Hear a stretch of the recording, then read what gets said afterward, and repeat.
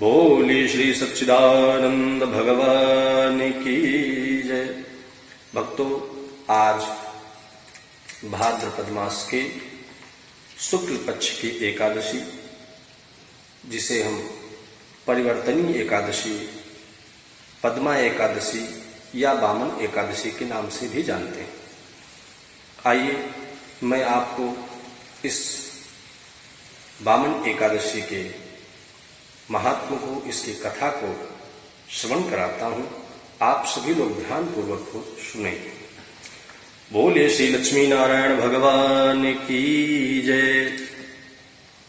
एक बार भगवान श्री कृष्ण ने कहा कि हे धर्मराज, जो भी स्त्री पुरुष भादो मास की शुक्ल पक्ष की एकादशी यानी परिवर्तनी पद्मा वामन एकादशी को भगवान श्री विष्णु की पूजा करते हैं, वामन रूप की पूजा अर्चना वंदना करते हैं, वे सर्वत्र वंदनीय होते हैं। उनको समाज में मान सम्मान ऐश्वर्य सुख सबकी प्राप्ति होती है। और भगवान श्री कमल नयन श्री विष्णु भगवान का जो भी व्यक्ति कमल पुष्प से पूजन किया करते हैं, उनको कभी भी लक्ष्मी की कमी नहीं महसूस होती है। उन पर सदैव लक्ष्मी जी की कृपा बनी रहती है।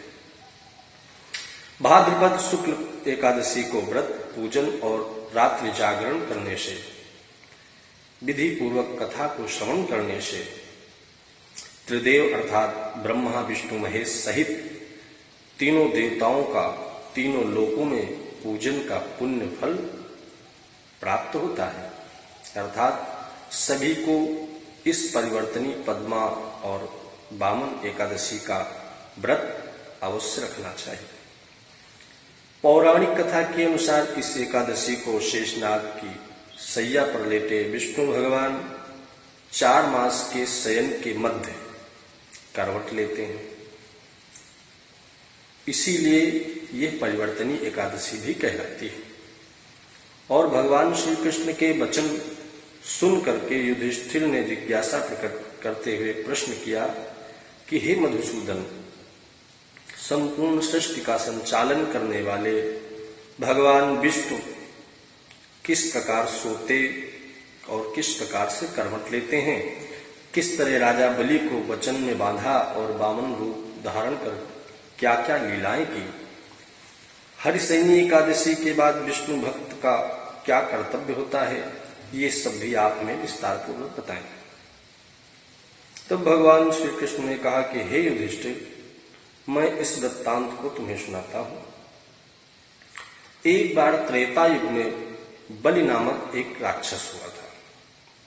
वह परम ज्ञानी और वेद सूक्तों से भगवान विष्णु का नित्य पूजन अर्चन और नित्य यज्ञ किया करता था। परंतु वह भगवान विष्णु की निर्धारित व्यवस्था के विषय में विरोध भी किया करता था। अपनी भक्ति और यज्ञों के प्रभाव से इंद्रलोक पर भी अपना अधिकार करके राजा बलि ने इंद्र आदि सभी देवताओं पर विजय प्राप्त कर लिया था। और एक दिन सभी देवता एकत्र होकर विचार विमर्श कर भगवान विष्णु के पास गए और उनके सामने नतमस्तक होकर भगवान की स्तुति किया। भगवान विष्णु से बलि के अत्याचारों और अपने कष्टों को बताकर उससे मुक्ति प्राप्त करने के लिए भगवान के सामने प्रार्थना की। यद्यपि राजा बलि विष्णु भगवान का भक्त था, फिर भी राजा बलि की भक्ति का महत्व उसके अभिमान के कारण बहुत घट गया था। देवताओं का कष्ट अनुभव करके भगवान विष्णु ने वामन रूप धारण किया। इसके बाद अपना विशाल रूप रख लिया और राजा बलि को जीत लिया।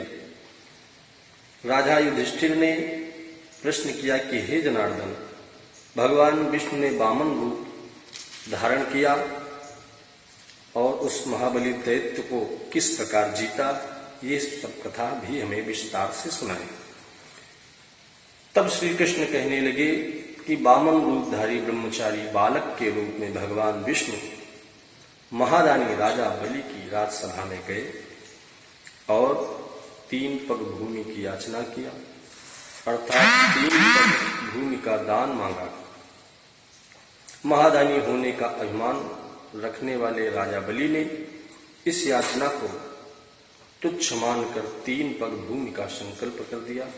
अपने त्रिविक्रम रूप को बढ़ाकर विष्णु जी ने भूलोक में पद, भावलोक में जंघा, स्वर्गलोक में कमर और महलोक में उदर, जनलोक में हृदय, यमलोक में कंठ, सत्यलोक में मुख को फैलाया।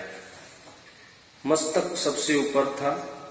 विष्णु जी द्वारा स्थापित इस विशाल रूप को देखकर सूर्य, चंद्रमा, इंद्रादि देवता, देव सूक्तों द्वारा उनकी प्रार्थना करने लगे। तब राजा बलि से वामन भगवान ने कहा कि हे राजन, एक पग से पृथ्वी, दूसरे से स्वर्गलोक पूर्ण हो गए हैं। धरती मैंने 3 पग मांगी थी। राजा बलि, अब आप ही बताओ कि तीसरा पैर मैं कहां पर रखूं। बलि क्योंकि अपने वचन के बहुत पक्के थे, बहुत भक्त थे भगवान के, और उनको अपने दान देने पर भी घमंड था। प्रभु की कृपा पाने के उद्देश्य से उन्होंने अपने मस्तक को प्रभु के सामने झुका दिया और खड़े हो गए। कहा, प्रभु आप अपना तीसरा पैर हमारे मस्तक पर रखें। ये सुनकर भगवान ने बलि के मस्तक पर पैर रख दिया। भक्त बलि पाताल को चला गया।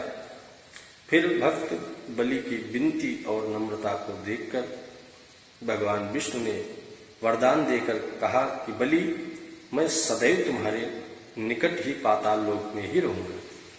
बलि के कहने पर भाद्रपद शुक्ल पक्ष की परिवर्तनी एकादशी के दिन बलि के आश्रम पर विष्णु का एक स्वरूप स्थापित हुआ और दूसरा क्षीर सागर में नाग की सैया पर शयन करता है। अर्थात हे राजन, इस एकादशी को भगवान शयन करते हुए करवट लेते हैं, इसलिए परिवर्तनी एकादशी भी कहा जाता है। और इसी दिन भगवान प्रकट हुए, इसलिए वामन एकादशी भी कहते हैं। और इसीलिए तीनों लोकों के स्वामी भगवान विष्णु का इस दिन पूजन करना चाहिए। तांबा, चांदी, चावल और दही का दान करना चाहिए। इसके बाद और दान करने का अभिमान हो जाने पर भगवान विष्णु से क्षमा मांगनी चाहिए। जो विधि पूर्वक इस एकादशी का व्रत करते हैं, वह इस कथा को श्रवण करते हैं, वे समस्त पापों से मुक्त होकर यश को प्राप्त होते हैं। और यह कथा श्री स्कंद पुराण में वर्णित है। आप इस कथा को श्री स्कंद पुराण में भी पढ़ सकते हैं और श्रवण कर सकते हैं। इस एकादशी के दिन ककड़ी का सागार लेना चाहिए। खीरा, केला, सेब आदि फल तथा दूध आप इस दिन फलाहार के रूप में ले सकते हैं। और अधिक से अधिक भगवान श्री जनार्दन विष्णु जी का ध्यान करें, जप करें। ओम नमो भगवते वासुदेवाय का निरंतर जप करें। प्रपंच से बचें, भगवान की शरण में अधिक से अधिक रहने का प्रयास करें।